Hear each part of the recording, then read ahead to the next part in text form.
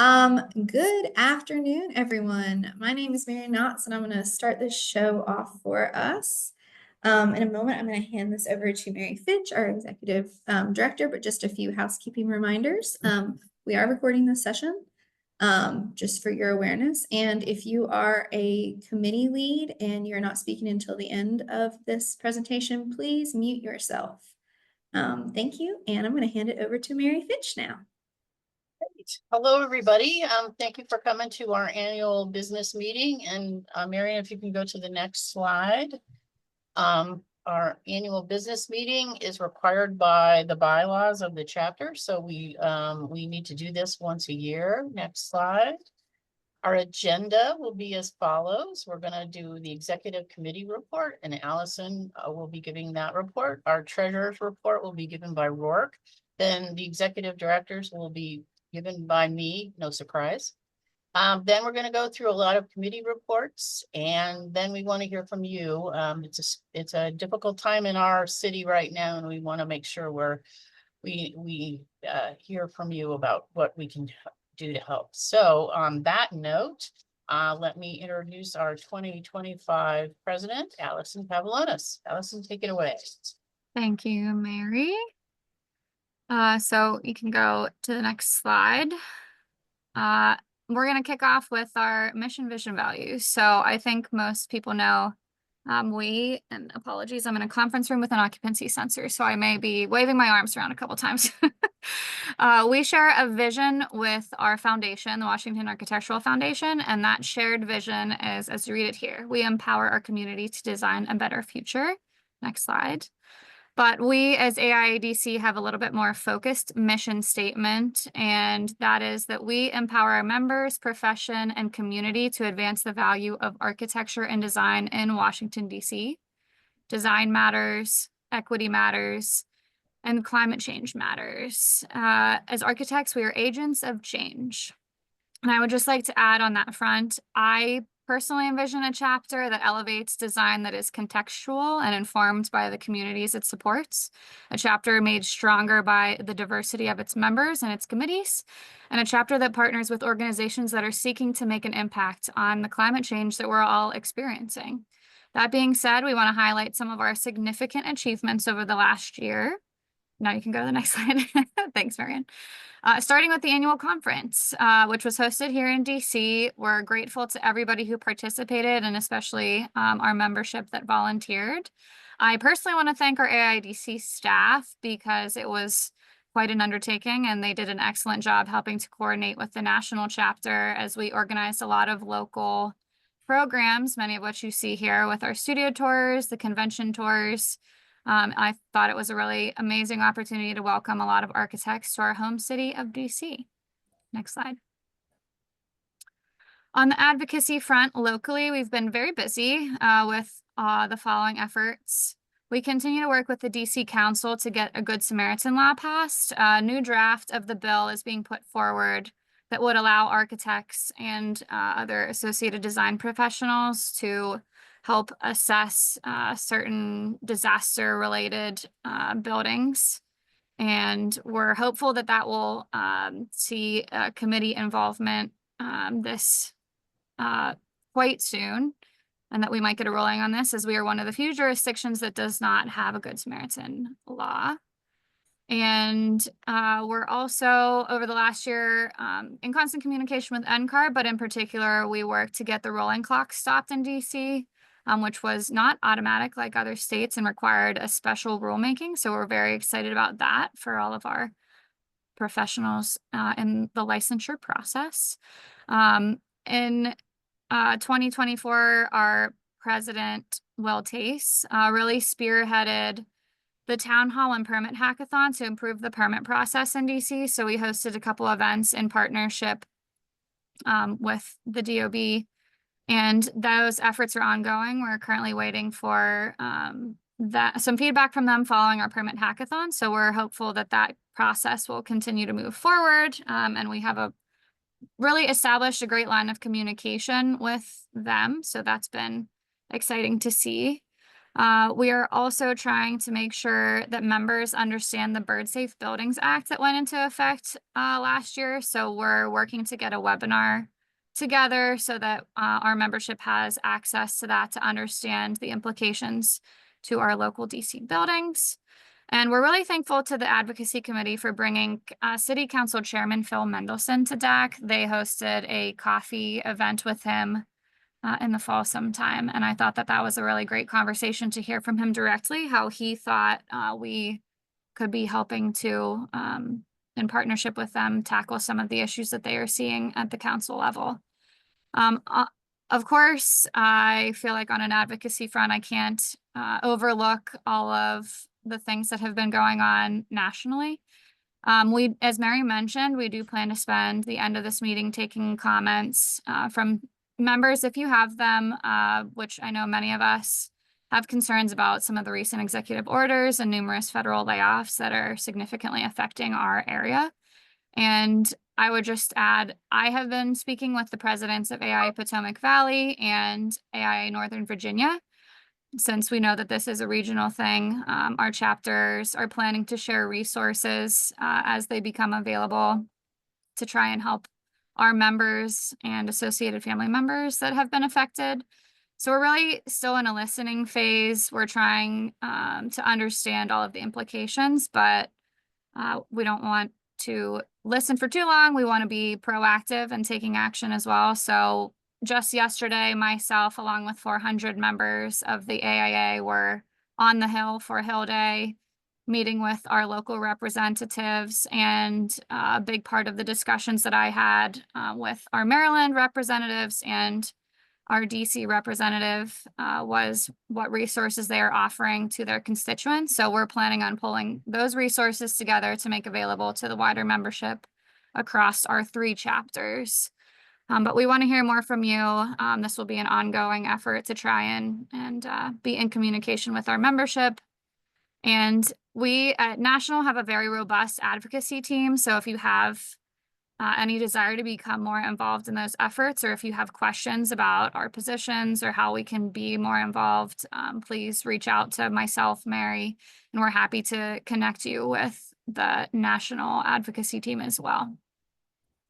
And I will just say, I know we can't control what's happening, but we can control how we respond. And I believe as architects, we are particularly positioned to respond with creativity. And I remain hopeful that we will overcome these challenges together. On the professional education front, we hosted Design DC last year as 3 one-day conferences, which were successful. But this year we're planning to host 1 multi-day banger in September that we're really looking forward to. So stay tuned for more information on that coming as we start to firm up the plans for that. I'm sure you'll see a lot more information in the news flash and otherwise. And you'll be hearing a lot more from our committees who are on the call today so that they can tell you about all of their ongoing CEU efforts among their other amazing initiatives. So excited to hear more from them. Next slide. And then just a little update on what we're doing at a board level. So we're super grateful for Will's leadership last year. He really helped to establish an excellent structure for our board meetings that has allowed our board to really participate and be productive on some initiatives that we think are important. And I want to thank everybody that participated in the survey that we put out because that's really helped to inform a lot of what we're talking about in our board meetings. But generally, we as a board plan to focus on 3 specific initiatives, which are advocacy in DC. So continuing our ongoing efforts that I was mentioning with the chairman and the DOB. But we want to talk more specifically about housing in the district and convene some people to speak on that issue in particular, which we see as a big one for our region. We're working on creating partnerships with like-minded organizations that focus on climate action. So reaching out to other members of our industry, manufacturers, consultants, and otherwise that share that mission so that we can create a collaboration with them. And then, of course, we continue to engage with our members and our committees. So you'll see, as I'm sure some of you probably saw, the email that went out this morning for our event we have coming up in March, which is really an effort to try and connect with you all and bring everybody together in a fun, less formal fashion. So stay tuned for more efforts like that. Next slide. We are really lucky to have excellent representation at the national level, and Abby, Brown, Kumi, and Danielle. So these three AIA DC members represent us in the larger national committees. And if you have any questions, I'm sure Kumi and Danielle and Abby would be happy to connect with you on what's going on at a national level with the Strategic Council, the Young Architects Forum, and the National Associates Committees. Next slide.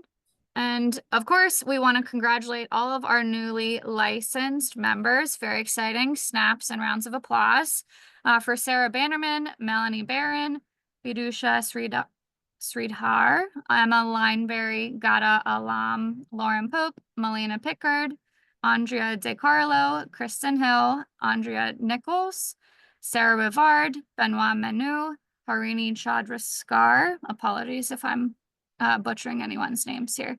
Vance Cunningham, Brian Temple, Alana Gladney, Joshua Killian, Derek Roberts, Donghua Kim, Jessica Bubb, Zachary Hicks, Evan Giedrich, Daniel Kalinowski, Ryan Banger, Alexandra Ayala, and Sabrina Nagel. Congrats to everybody. We know that's such a great and huge achievement in your career. We're really excited for you. With that, I will hand it off to Rourke. Thank you very much, Allison, and good afternoon to everyone. As your 2025 treasurer, I did want to give you a financial update of how we performed in 2024. Marianne, if you can go to the next slide. So 2024 did end, unfortunately, in the negative. Because of the Washington Architectural Foundation's close ties and linkage to AIA DC, their performance financially did unfortunately prove to be a little bit of a detriment to our finances. We would have actually made a profit without that. And one of the proactive things that we have instituted as a board this year is that as treasurer, I am now a voting member of the Washington Architectural Foundation board. And I've been working with the board to make sure that first we recover what is owed from the prior years, and also to work with them to prevent the situation from occurring, hopefully this year and in future years. And an even longer term solution is that the AIA DC treasurer will continue to fill a seat on the Washington Architectural Board. Next slide. So there are a couple key things that we need to be really mindful about, and also a call to action from all of you that are on the call today. First and foremost, we are working hard to get our rental levels to what they were in 2019. And we are making some progress. One of the things that all of you could do to really help us is to get the word out about the great space that the District Architecture Center is. It's a fantastic space for mixers, for work study, all kind of activities. There's multiple breakout options. I'm sure many of you are familiar with this, but really reinforcing the great place that it is and how it can be utilized will be a great help. Another key thing that we need to be mindful of is emeritus members. And I think there's wide focus on this. Members who are currently over 70 and fully retired have 15 years of membership, can opt for the emeritus status, and that keeps them as full members without any chapter dues. Now, historically, there have been ways to backfill that with new membership, more corporate members. And that really is something we need to focus on how we can increase corporate membership, how we can increase associate membership. Some components, just as an FYI, like AIA San Francisco, even have 15% of their membership as emeritus. So we really need to focus on ways that we can offset the loss of those paying members and attract new membership and grow the membership. Next slide, please. So just wanted to give you a quick recap here and look at the actual hard numbers. I think you'll notice that year over year from 2023 to 2024, revenue remained essentially the same, And this does not include, just for your information, the $130K that is currently owed by the Washington Architectural Foundation. At the same time, while revenue remained constant, though, as I think as we all know in our personal pocketbooks and in the greater economy, cost of making the revenue has increased. Cost of goods continue to increase. In this case, you can see a 32% increase year over year, and we expect that while that margin may not be identical this year, cost will continue to increase. As a result, our gross margin has declined a bit, and there's a natural correlation there. Both employee and facility costs are up, and our G&A costs, which include our insurance, supplies that we are required, has also increased. So there is a general trend of all costs going up, but revenue remaining flat, and naturally that is going to eat into our margin. Obviously, one of the key things to do is to try to drive increased revenue, which ties back to some of our earlier points. Any questions at this time regarding the actual numbers or finance in the chat or otherwise? Let's see, I think I see, oh, I don't see any questions. So with that, Mary, I'll turn it over to you. Great. I'm going to give the executive director's report. And the first thing I'm going to do, Marion, if you could go to the next slide, is tell you a little bit about what's going on at DAC. You know, as we've all said, rentals were down, but we've replaced staff, and Brittany is really working hard to get our rentals back. The current climate, in the current climate, we've lost a couple of rentals recently because they were connected to government agencies and grants. So we're going to have to figure out a way around that too. But the exciting thing is that our LED lighting project, which was supposed to take 3 months and of course probably took more than a year, is now finally done. So we encourage you to come over and see our beautiful new lights. Interlux has been gave us these lights at cost, and it looks just beautiful, and it's going to keep our utility bills down. We're really excited that it's done. Of course, the next exciting thing that we have to do at DAC is worry about the HVAC. It's I know all of you find that really sexy, but we're going to have to do it. So we're working on that. And one of the things that we need from all of you is if you can consider signing up for helping out with the DAC fund, or getting your firm to become a sustaining firm member. That will really help us be able to make these upgrades and keep DAC open, and a place for people to meet and enjoy architecture. Next slide. And as I said, we have 7 full-time staff people now that running DAC. You all know Heidi Song, who is our youth programs manager. She was on part-time and now she's on full-time. And we have 2 new staff, including Marion Knotts, who can wave. Yeah, there you go, Marion. And Brittany Lambeck, who is currently on vacation. Lucky her. But event rentals continue to move along. Next slide.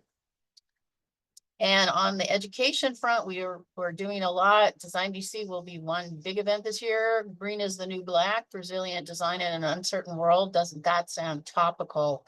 That'll be in September.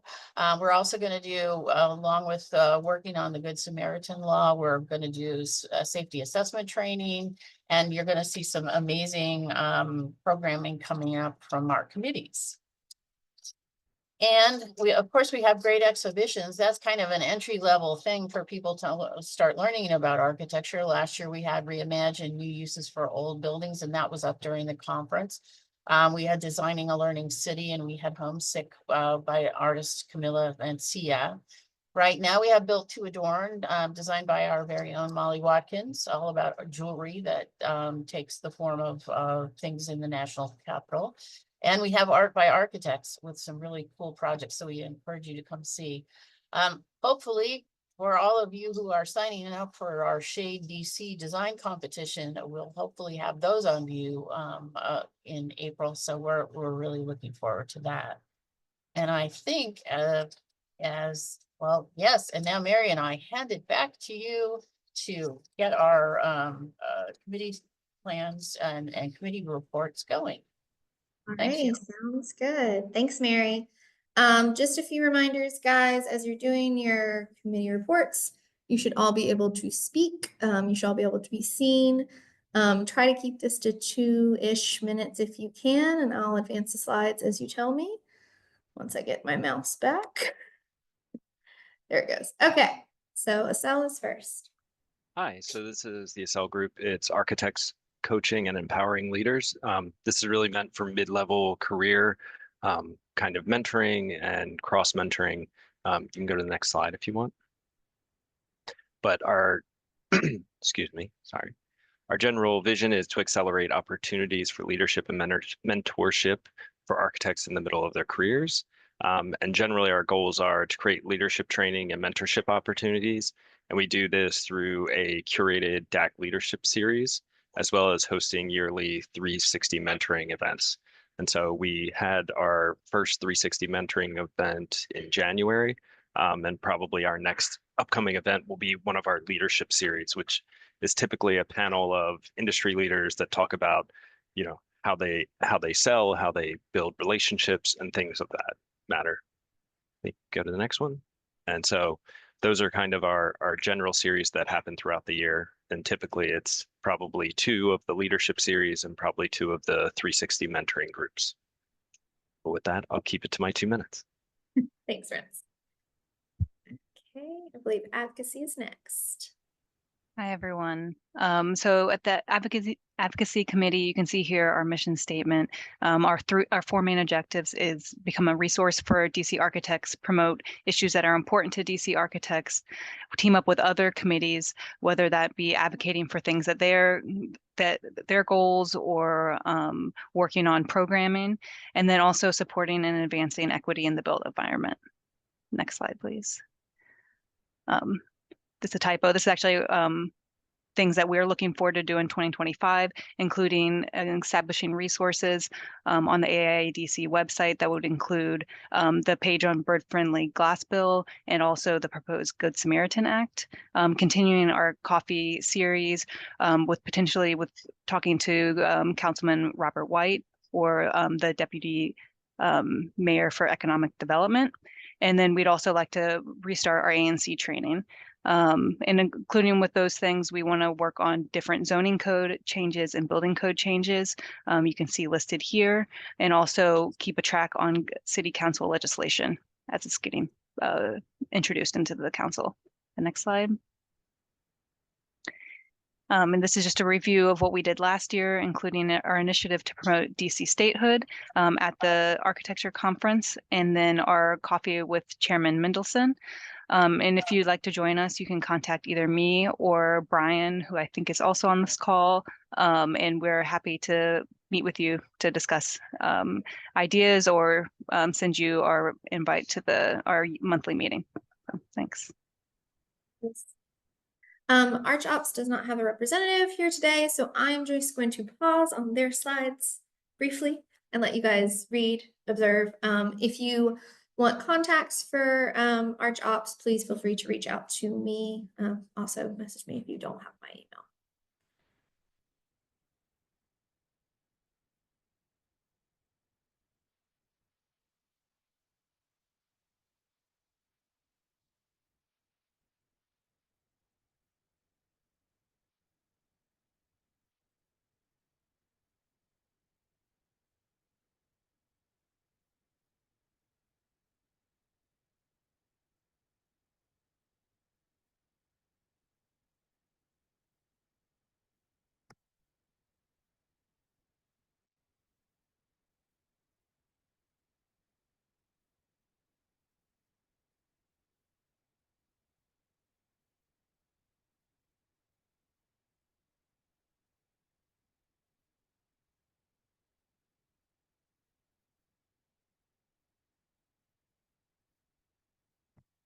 Okay, moving right along. AADU.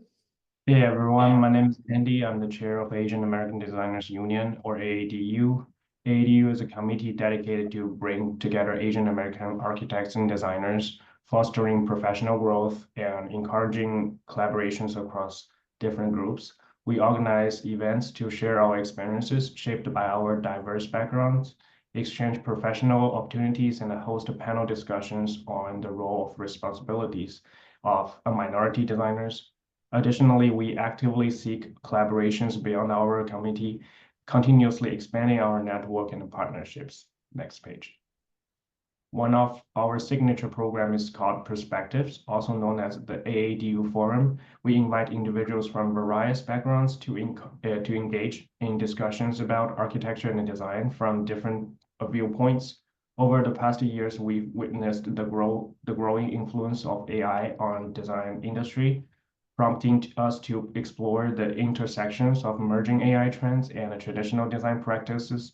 This conversation has become a key focus for us and will continue. Next page. In 2025, we have decided to prioritize in-person events over virtual ones. We've reached out Fox Architects. We now have access to their theater space for future in-person events. We plan to host at least 5 committee meetings to refine events details and explore compelling design topics. Additionally, we are expanding our collaborations and have already reached out to HRC and the Fellows Committee for potential partnerships. We encourage everyone to contact us and attend our meetings. We welcome discussions with those interested in our work and look forward to meaningful collaborations. Thank you. BC. Hi, everybody. My name is Nooper. I am the vice chair of BEC. We are the Building Enclosure Council. We're a group of architects, engineers, contractors, manufacturers, just sharing new and existing technology within the building enclosure space. Our goals this year and kind of moving forward are to continue to partner with related industry organizations as well as AIA committees and just continue to have interaction from our members. Next slide. Last year, we hosted a handful of events. We had a precast plant tour at Arbin and Carosi's plant, did a couple different walking tours of projects in the district, and had architects, engineers, contractors come out and kind of share the construction process and enclosures with us, and then hosted a roundtable discussion with some manufacturers at the DAC. Next slide.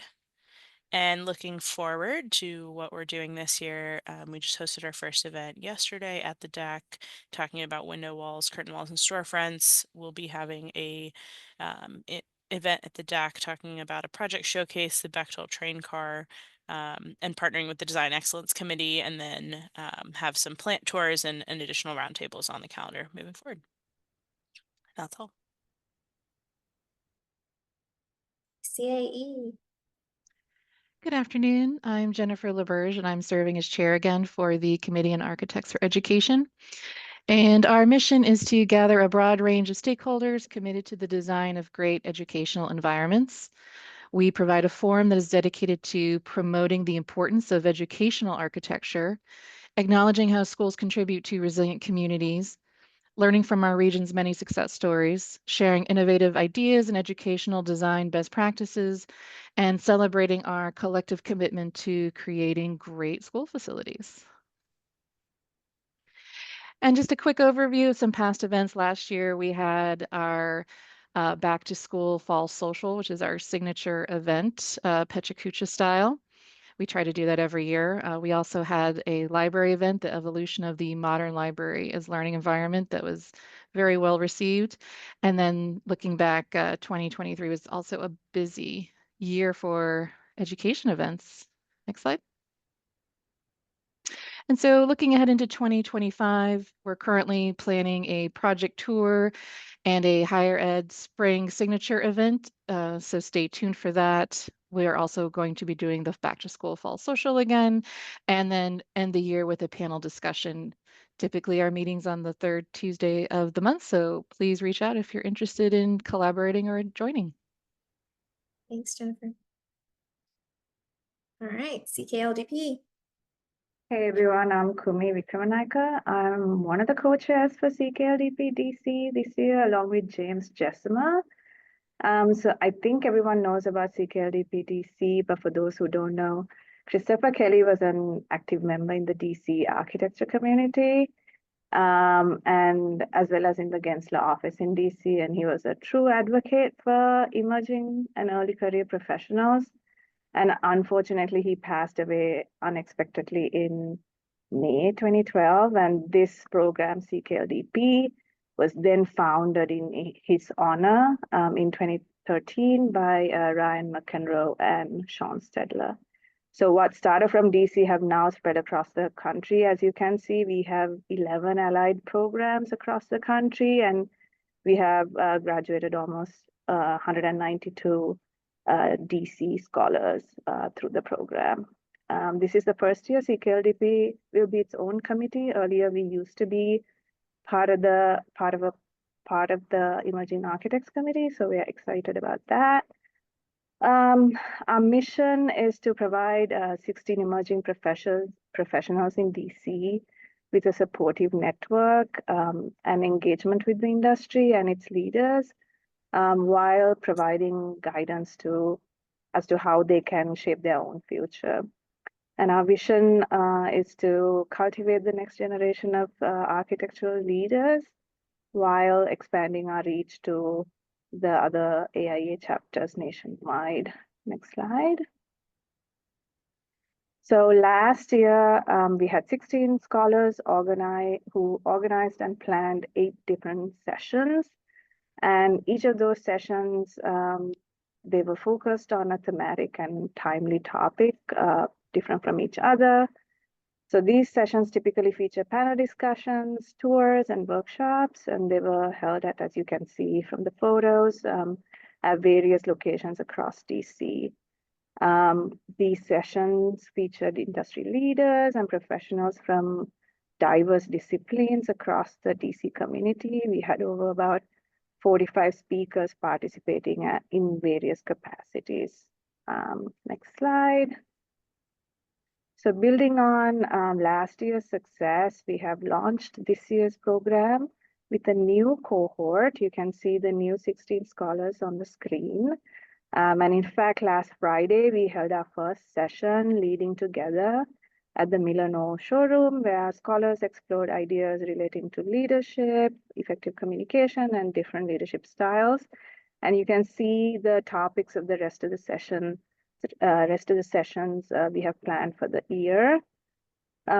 This year, our session topics have slightly changed compared to what we've had last year.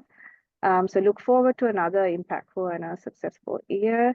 If this program sounds like a good fit for you or someone in your network, we usually do have a call for applications end of the year around October, November for the following year's cohort. So please spread the word and let us know if you have any questions. Thanks. Me. Vote. Okay. Hi, everyone. I'm Miranda, one of the co-chairs for this year, along with Patrick Keeney, and then Kevin McNulty is one of our past chairs from last year. COAT is a pretty new group getting restarted after COVID. So we've been defining our mission and vision in the last year and a half or so.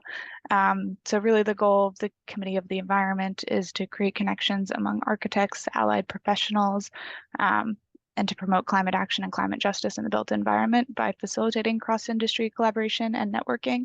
So we've got architects in our group, as well as building enclosure professionals, manufacturers, landscape architects, engineers. So it's a good group.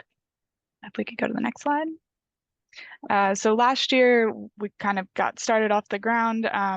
We established a friend of the committee for our committee meetings, where we've had a few different people come in and just talk for 10-15 minutes at the start of every committee meeting with a little bit of an informal introduction to whatever they're working on, or anything else that relates to the environment and stuff that people are interested in our committee. So if you have any interest in participating on a very low informal basis, please reach out. Love to have anybody at our committee meetings. And we also had a couple of bigger events. We did a house tour of the Adelaide Alley House, which is a small single-family home in Capitol Hill. We also did a happy hour meetup with the Structural Engineers Association of Metropolitan Washington, their Sustainable Design Committee, so peer industry organization. And then we hosted in November an event with the COAT committees from Potomac Valley and Northern Virginia, panel discussion about 2030, and we're hoping to build on some of those relationships in 2025. So next page. We've already started meeting and planning some of our big events. So next month, we'll have a materials pledge workshop along with the COAT committees of Potomac Valley and Northern Virginia again. That one will be hosted in Arlington, so look out for that to be on the AIA DC page next week, and feel free to join us there. We're also working on a resiliency panel for April, trying to pair that up with the DC Climate Week, which will be at the very end of April. And right now that's looking like a big resiliency panel, kind of focusing on what can we do in DC given the current federal climate. So that should be an interesting one. And then late spring, early summer, we've got a few building tours getting lined up right now. All very sustainable buildings, so they should be really good to go to. And then at the end of the year, we're already starting to plan a Student Design Award that we're coordinating with the Emerging Architects Committee and the Design Excellence Committee. And so this should be a very busy and good summer, an entire year. So if you're interested in participating or helping to plan any of these activities, if you've got any other ideas, feel free to reach out to me, Patrick, or Kevin, and we'll get you looped in. Thanks. Okay. Thanks, Miranda. Cran. Okay. Hi, my name's Anise Hoaklander, and I'm co-chair with Colleen Healy for the DC chapter of CRAN. It's actually capital area CRAN in the sense that we have DC chapter, Potomac Valley, and Northern Virginia.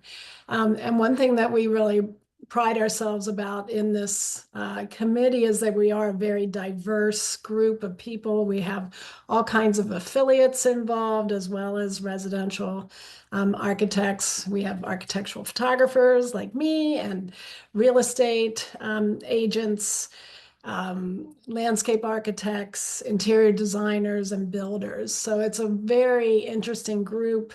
And we have a really kind of good exchange of ideas. And we created a listserv this year. Charles Warren is in charge of that. And it's just been a really good way to stay in touch with everybody. So anyone who's interested in that, you can always email Charles or myself, and we can get you into that group. Next slide. Our recap for 2024, it was really important for us last year to make sure we started meeting in person again.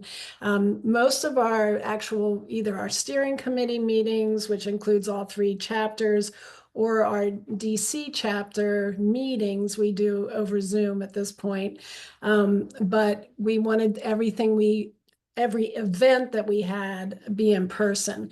So we decided to focus on home tours. And our first home tour was on Capitol Hill, and that was a historic renovation by Colleen Healy, and the builder John Allen was on site as well, as was the landscape architect, Ryan Moody. And Colleen and John presented to the group. We had a very good turnout. And, this was a kind of home tour that was in progress. So it was a construction tour, but it was almost finished. So it was really great. And then our very own Will Tays opened up his net zero row house in March of last year, I think it was. And he had a really good group there, and he took them through the house, and then he took them back to his offices, which is nearby, Tays Warren Architects, and they, reviewed design principles of net zero principles. We also work since we are capital area CRAN, we're able to work with the different chapters. We had a triple house tour in Virginia. Theo Adamstein had designing a house with resale in mind. So it was a really good year, and really had great turnout and a lot of interest. And then last but not least, we always have an annual holiday party that is hosted by a showroom. Every year is different. This past year was Roche Beaubois in Friendship Heights, kind of near Bethesda, in Northwest DC. And then it's presented by Home and Design, and they take care of everything for us. We just have incredible turnouts. It's always so much fun. So and it doesn't have to be just residential architects. Anyone is invited to that, and we love having a great turnout. Next slide. And then for this year, we're still making sure that everything that we do in terms of events is in person, at least for the DC chapter. And our first one is next month in March. It's on March 20th. And it's a gallery talk with Ryan Moody of Moody Graham Landscape and myself discussing biophilic design and through design and art. Our theme this year, we've kind of come up with thinking about the architectural interior.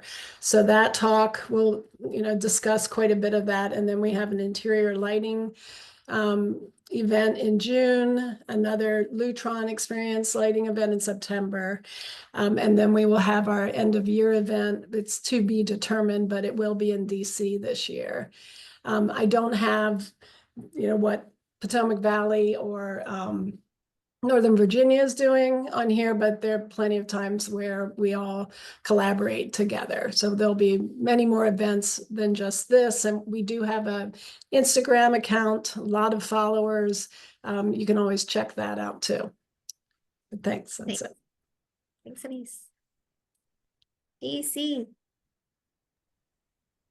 Good afternoon, everybody. I'm Michael Day. I'm the co-chair for the Design Excellence Committee. And with me today is our new co-chair, Maggie Dunlop, who we're going to be tag teaming on this presentation today.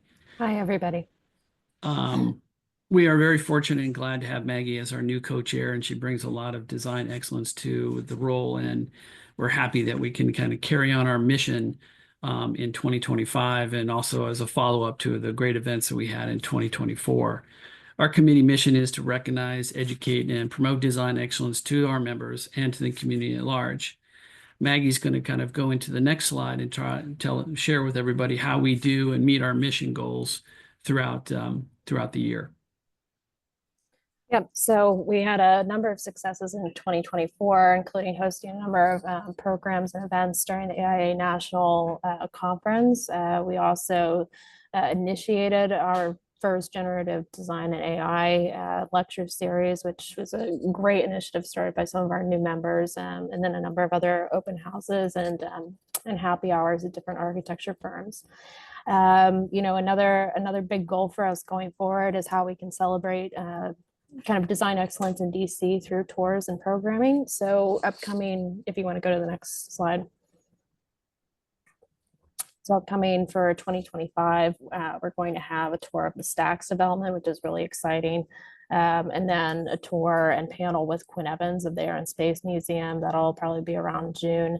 And then we'll continue that generative AI lecture series throughout the fall and the end of the year. And then, going forward and, I welcome anybody to reach out with different ideas or offers for tours. We'd love to highlight our past award winners. So you'll see along that bottom ribbon, those were some of the projects that were award winners for the chapter in 2024. So we would love to be able to highlight those with more events going forward. So that's really our focus for 2025 is how we can highlight design excellence in person. And then we'll be working on the chapter awards programming going forward and kind of brainstorming that and letting that evolve, working with our members. And just to end, just want to invite anybody to our meetings. We meet the second Tuesday of each month.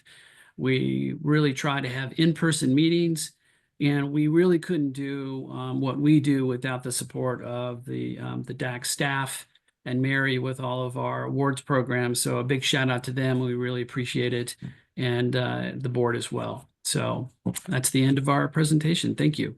Yeah, thank you. Thank you, guys. Right, EAC. Hi, everybody. My name is Lori North, and I'm the 2025 chair of the Emerging Architects Committee. The EAC serves the emerging professionals demographic, which the AIA defines as anyone who's just recently graduated all the way through within 10 years of their initial licensure. So we seek to promote education, leadership development, and community involvement among that population within DC. The 4 like main objectives that kind of shape what we do are to advocate for emerging professionals, provoke and talk about the future of the profession, mentor the next generation of architects, and perform outreach to other AIA members. I really want to talk about mentorship a little bit here too, because we have such like a wide range of people who could come to an emerging professionals meeting. There are people who are just straight out of school, and there are also designers who have been in the profession for upwards of 10 years. And so there's a lot of intra-committee mentorship that happens with us. Next slide. So what does this look like? So last year, we really expanded our monthly open committee meetings to be fully in person for the first time since pre-COVID. And we expanded that agenda to focus on a specific topic for each meeting as a discussion. So some of those topics that we covered last year included work-life balance, sustainability, diversity, equity, inclusion, and belonging. And we also sought to collaborate with other AIA DC committees. So a highlight for me was the sustainability meeting that we had last April, which we collaborated with the Code Committee on. We also host a couple of events each year. So last year we hosted the second annual Architecture Uncensored event. So that's something that we had been doing pre-COVID as well and brought it back 2 years ago for the first time. So we've seen that be very successful. What that looks like is a panel of firm leaders, usually at the principal and partner level, where emerging professionals have the opportunity to ask unfiltered questions too and get unfiltered responses back. So that's, again, like really important to be an in-person event as well. And we'll be bringing that back for 2025. Something else that we brought back in 2024 for the first time since COVID was the resume and portfolio workshop. So we held this in November at the DAC, and it was very well attended. That's the bottom left photo there. So this is a collaboration also with AIA Nova and AIA Potomac Valley. And we saw representation, at least in the registration, of all of the area schools. So this was a really great opportunity where we organized attendees with 2 or 3 mentors each. And so it was a great way for group discussions to happen around what makes a good portfolio and resume. And we heard a lot of really good feedback about this, and we're excited to do that again this year. Next slide, please. Thank you. Okay, so looking forward to 2025, again, we're going to be expanding on some of those monthly discussion topics. We'll be revisiting some of those topics through a fresh lens and also bringing in a couple of new ones. For example, in February, we just covered culture and compensation, which was also a really well-attended meeting, and we had a really productive conversation about. And then moving forward, we seek to host these monthly meetings at a different firm each month so that emerging professionals have exposure to different firms around DC, and also those firms, their emerging professional population has exposure to that as well, because that might be their first time, you know, having involvement with a committee. So if your office would be interested in hosting sometime this year, please reach out to me. I think it's a great opportunity for that kind of like initial AIA DC involvement. And then, like I've mentioned previously, we are looking to bring back the Architecture Uncensored series for our 3rd annual event, that resume and portfolio workshop. And then we're also looking at doing a construction tour later in the year. Thanks, Lori. Fellows. Thank you, Marian. Good afternoon. I'm Janet White. I'm chair of the Fellows Committee. The Fellows Committee follows the mission of the AIA College of Fellows to share interests, to promote the Institute, to advance the profession, to mentor young architects, and be of service to society. Fellowship is the AIA's highest membership honor for architects who have made significant contributions and who exemplify architectural excellence. Less than 3% of AIA members have FAIA distinction. Next slide.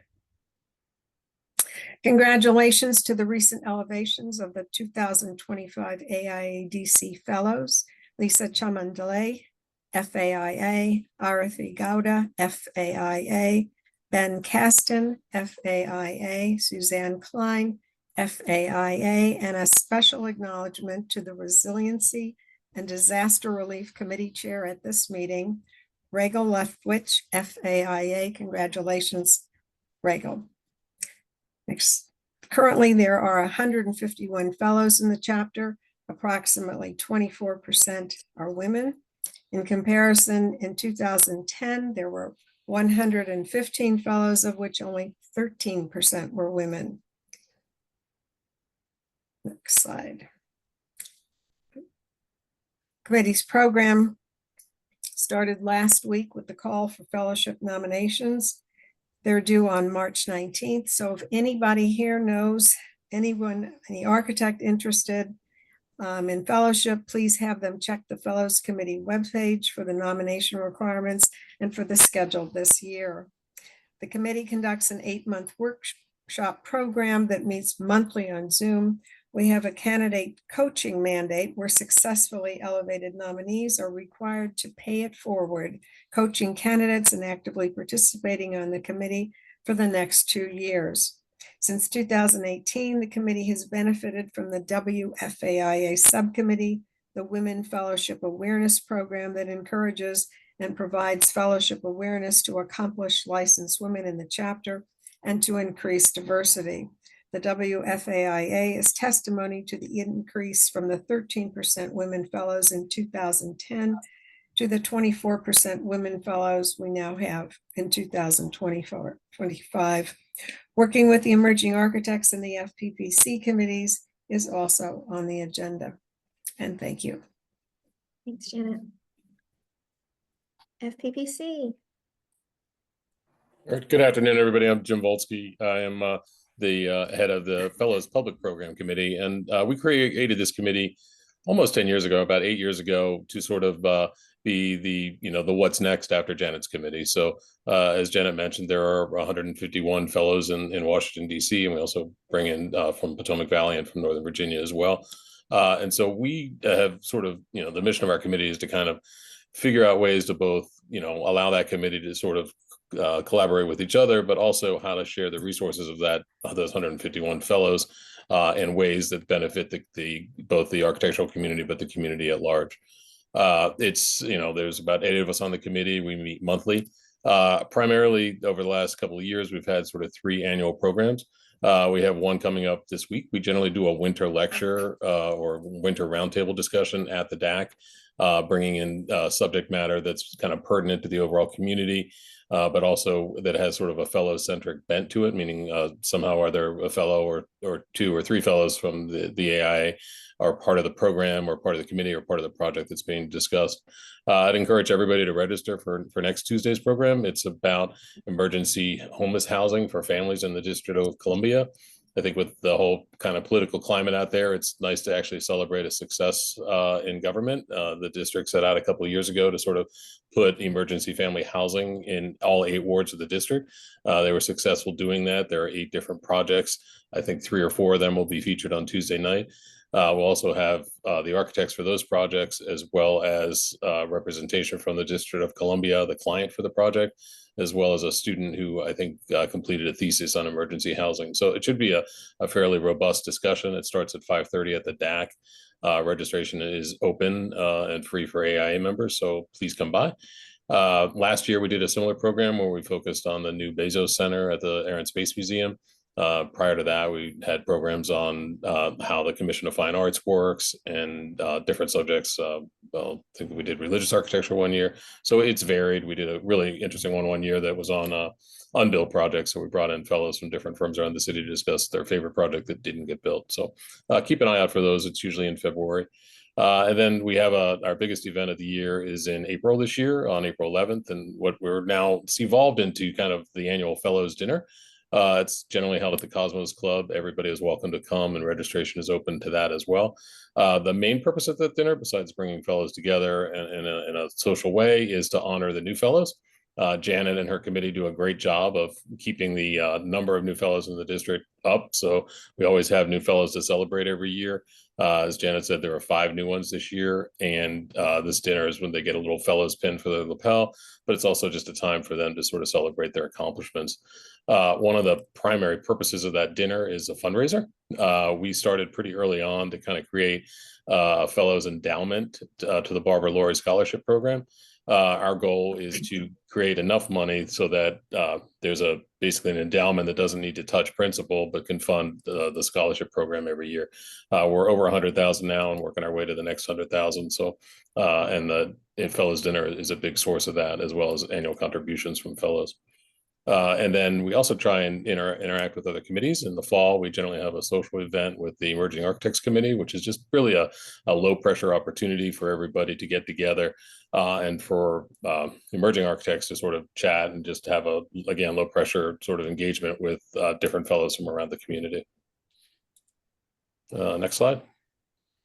I've already gone through most of this, but again, I keep your eye out for the fall event. We try and get that publicized as well. This is just a little bit more information about next week's event. Again, it's next Tuesday at 5:30. I think it's a fascinating subject, and I think it is really nice to at this time to celebrate sort of government success and what they're actually set out to achieve something. They did it, and it's working, and it's serving the community that it's meant to serve. So please come on by.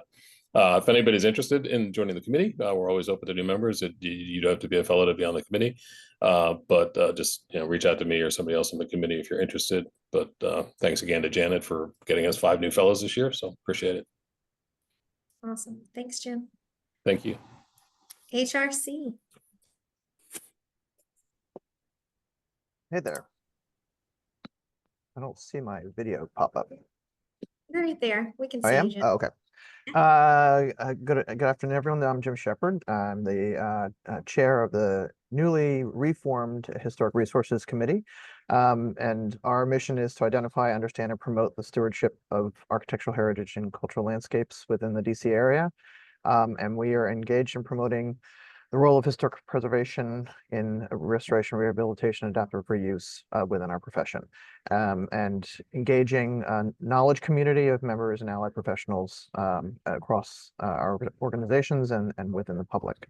Our committee goals are to educate, provide education and learning opportunities for expanding knowledge on historic preservation, for also encouraging career development within our profession for historic preservation and coordinating that with the EAC, to advocate for historic preservation policies and strengthen relationships within the government sector related to those policies, which is ever more important in these current days, and then also to increase visibility of local historic buildings in the DC area and across all DC wards. So a little bit about us. We did reboot this committee. So it used to exist, and then for a long time, it was on pause. So we are really excited to reinvigorate the committee and draw attention to this. I've heard a lot from other committee members today about how we might overlap with your committee. So we look forward to reaching out and collaborating and making sure that we're highlighting the great historic resources in the Washington, D.C. area and drawing in new members as we grow. So we do meet the first Monday of every month, and I encourage any and all of you, if you are interested, to join us, or tap some people who have interest in historic architecture to join us as well. All right.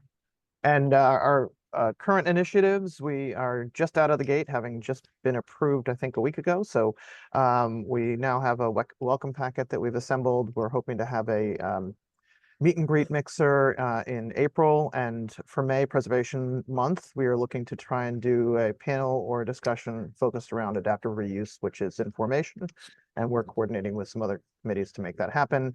And then we are trying to look to, before the end of the year, although it's a little bit ambitious, making sure we have some kind of activity in all of the wards of Washington, D.C. to celebrate the range of historic resources we have.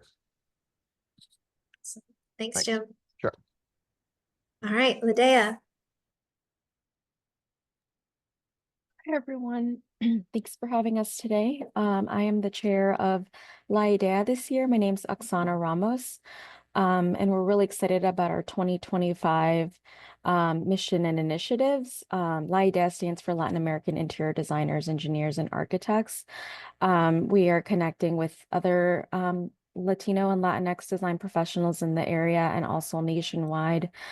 This has been kind of a recent effort where we are actually trying to tap into the other Latin American committees at other AIA chapters. So we're in touch with pretty much all of the Texas committees. They're very active, Houston, Fort Worth, Austin, and we're also in touch with the San Francisco committee. So we're excited about these partnerships so we can kind of increase our knowledge and initiatives for the community. We're also looking to support licensure candidates here in the area. Of course, this is a big goal of ours, and it's front and center in a lot of what we do. And also, we're looking to participate at the AIA 2025 Conference in Architecture in Boston this year in June. We're going to be participating in a workshop with some of the other committees that I mentioned earlier from across the country. So we're really excited about that. And then, of course, we continue to inspire the community, and we are connecting with K through 12 and higher ed schools in the area to make a presence and try to make some connections with the architecture students, the pipeline, as they say, to try to encourage and provide mentorship. Our committee works on increasing awareness of AIA's commitment on equity and representation, and AIA champions a diverse profession, and we are trying to support that, and especially designing inclusive spaces and ensuring fairness in professional opportunities. Next. Here's a summary of some of the, or really all of the events that we worked on last year. It was a really busy and exciting year. We had 6 educational events, 6 community outreach events, and 7 networking events. I wanted to highlight 2 of the events that you see on the right there. We had a really fun and exciting event at the Octagon. It was to celebrate National Hispanic Heritage Month, and I know we had a great turnout. Some of you on this call were there. This was an event we partnered up with DC NOMA, of course, AIA DC, and the Architects Foundation to celebrate culture and community here in the area. And then the second event there, it's our really signature event where we bring in a Latin American architect or somebody that, architect that is of Latin American heritage or descent to come to the chapter to have a lecture. And we brought in Jean-Pierre Krause, who is Peruvian, and we had the lecture at the Embassy of Peru, and we had a great turnout. You can see a photo there where the ambassador actually came to say hello and shared some words.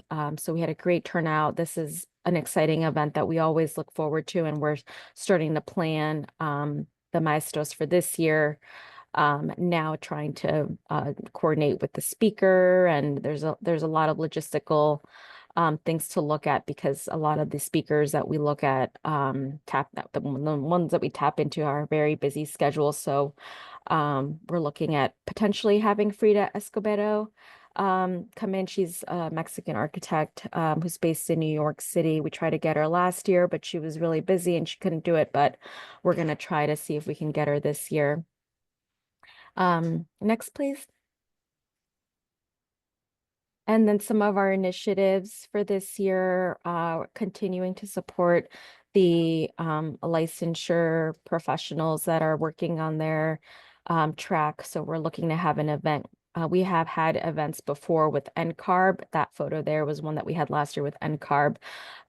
So we are looking to have a similar event this year, continuing to focus on some of the technical aspects of the licensure process, as well as kind of the inspirational, motivational support aspect of trying to get licensed.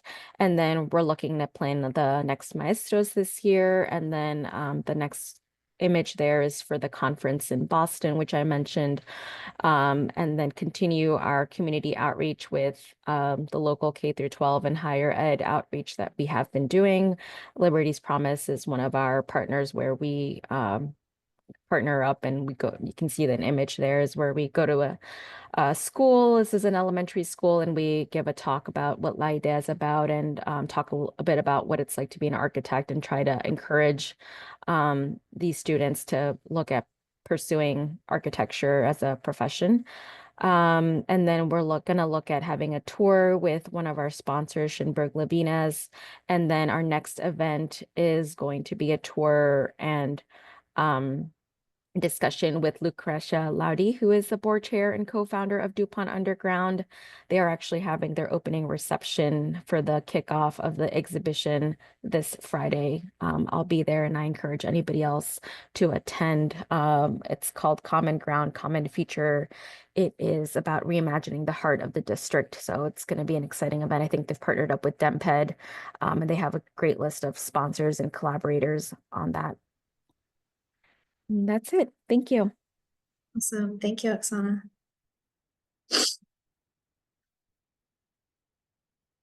Okay. Give me 1 second. Regal is having some trouble connecting as a presenter. I don't know what's happening. That is okay. We're going to fix it.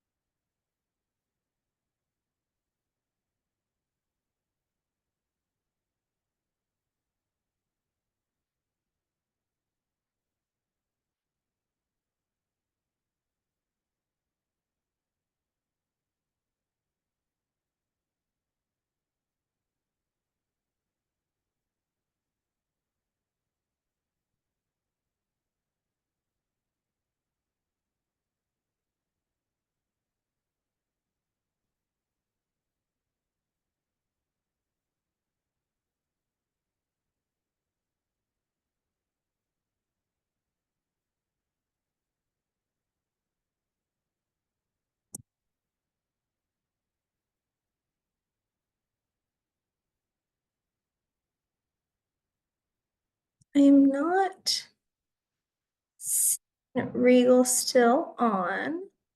So I'm going to pause on him and move to the next slides and see if I can get him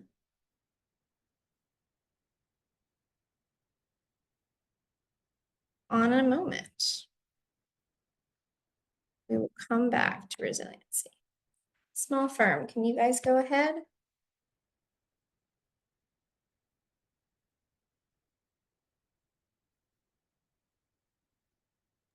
Hey there. Okay. Well, my name is Andrea Lucas. I am one of the 2025 co-chairs along with Matt Lee for the Small Firms Exchange. Next slide, please.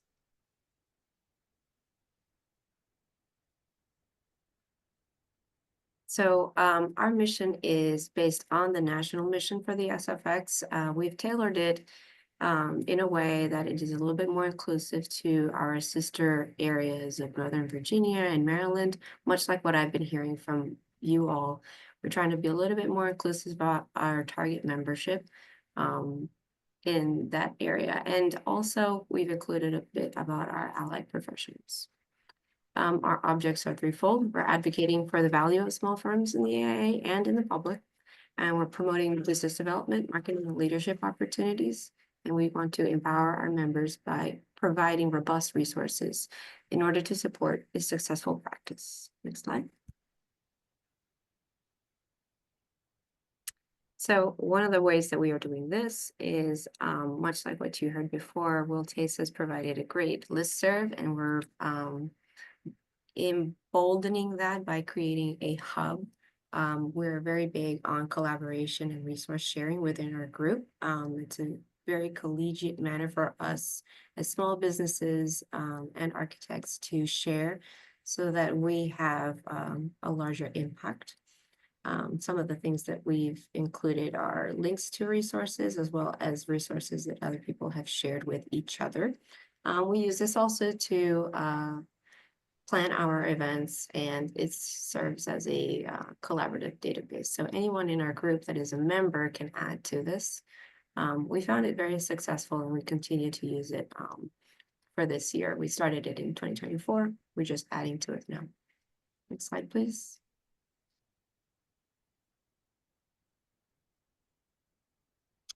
So 2024 in review, here are just a couple of the highlights of some of the events that we've been doing together.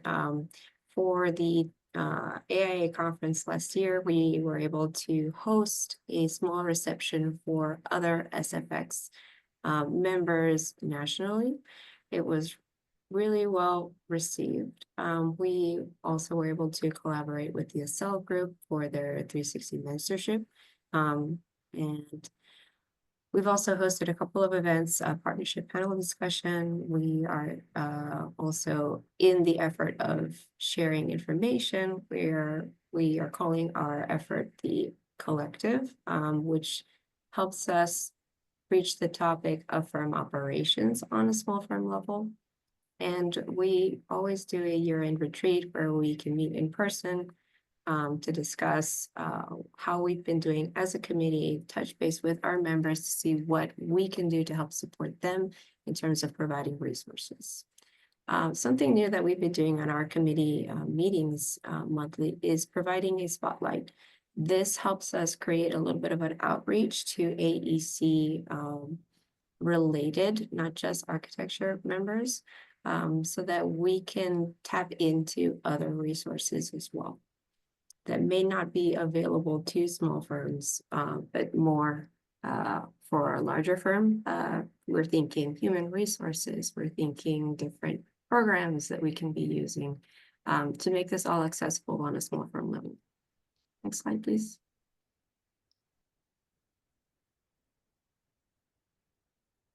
So at our year-end retreat, we always conduct a survey to see how we're doing to help us establish the road for next year. One of the things that I've also been hearing from you all in your presentations and what we have been receiving from our members in terms of feedback is that we're looking for more in-person collaboration and events. Here, you can see that the general interest is in networking, events, and being in person. So this is something that we're tackling for 2025. We just hosted our 2030 commitment panel with Nathan Kipnis. It was very well received, and we're providing information about that. And that was just done this week. Our next events that we look forward to are based on the topic of design excellence.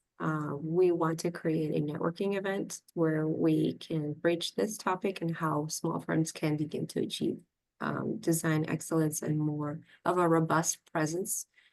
AI has always been an interesting topic for us, so we want to continue that conversation. We have had an intro to AI for small firms in the past. So this is our 2.0. And to continue the conversation, we're ending out the year with our SFX collections collective.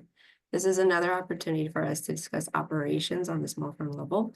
All of these three topics are things that I think are available to be able to collaborate on with many of these branches. We are thinking that this is an opportunity for us to be able to reach out to other committees and collaborate. Thank you. Okay. Urban design, we're going to go to you guys and then we'll go back to resiliency. Sounds good. Hello, everybody. My name is Gerard Allam, and I am a planner and urban designer. This is my first year serving as a co-chair for the Urban Design Committee. I'm here with my fellow co-chair, David Attino. If you can go to the next slide. So talking a little bit about what we did last year, the goal of the Urban Design Committee is really to focus on human-centered design and promote collaboration, not only with other fields, but with young professionals, people that are in the mid of their career, and veterans as well. So last year we looked at a bunch of project tours and did a number of open houses, had design discussions, some speakers. Most of those were virtual. We're looking to move to in-person, like many of you. And looking at the year ahead, I'm going to hand it off to David. Hi, good afternoon. I'm David Otieno. Going to try to keep it short and sweet since we're probably over time. Can you go to the next slide? So the Urban Design Committee this year, we have a few events lined up. We're looking at some project tours. We're trying to incorporate something that does blue-green infrastructure. Anything that exhibits excellent urban design. We have some things that we're planning. As far as office tours, we're looking to collaborate with not just architects, but also planners, landscape architects. So we're hoping that we can get some tours set up this year, playing a little catch up as we took over a bit late at the beginning of this year as the co-chairs.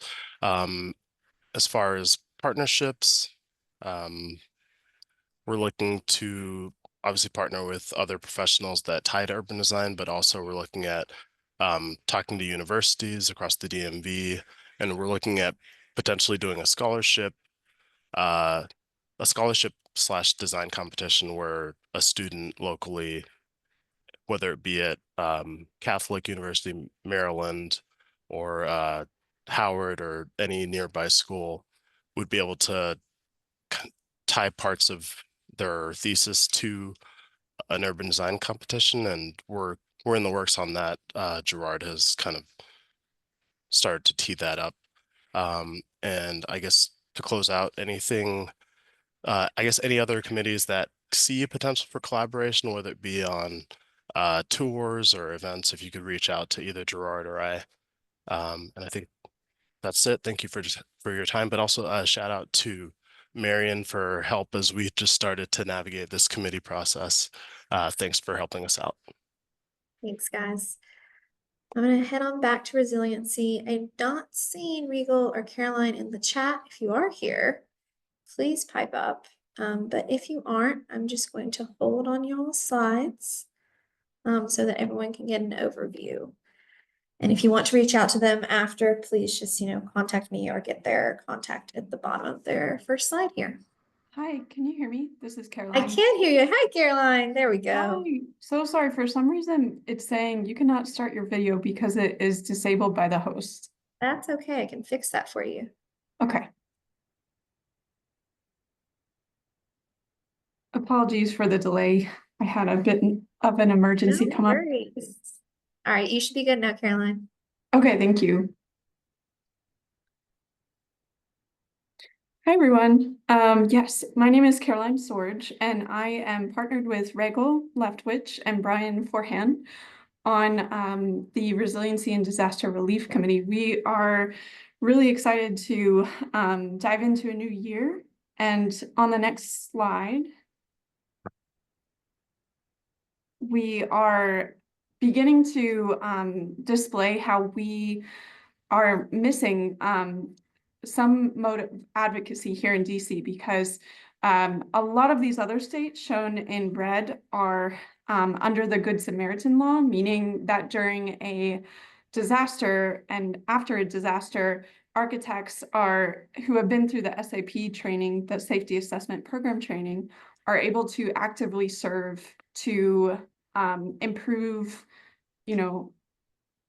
to evaluate and also improve the conditions of, for instance, homes that were affected by the disaster or other buildings that were affected by the disaster. So here in DC, we don't have the correct law to allow us to do that.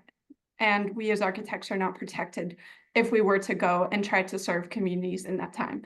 So one of our initiatives is trying to advocate for this Good Samaritan law to be passed here in DC. Next. In addition, we've been coordinating with the COAT committee a little bit via email to try to find some synergies in some upcoming events. I'm also working with the UNA NCA Sustainable Development Committee to find synergies with policymakers as well in our area, because one of our key goals for this year is to advocate for continued climate justice initiatives, policies, planning here in the DMV. We don't want that to stop amidst, some federal changes that are happening. We still want to advocate for that locally.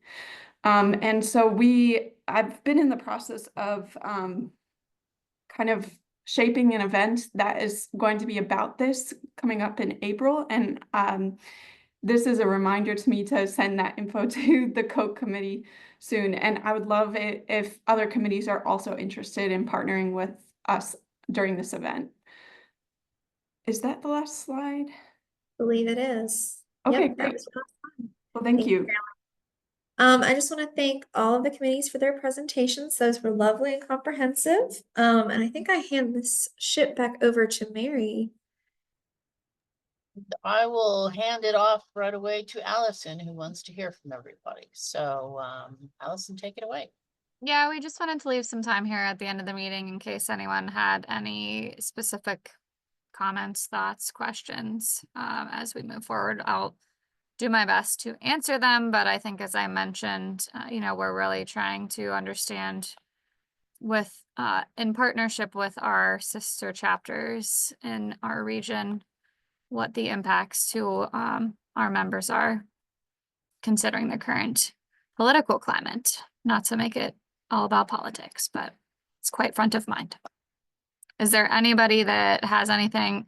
This will not be your only opportunity. I'll also say that we're planning on hosting some other events, navigating change and some panel related conversations to give people an opportunity to also reach out. So if you don't have anything today, but you want to think about it, that's fine as well.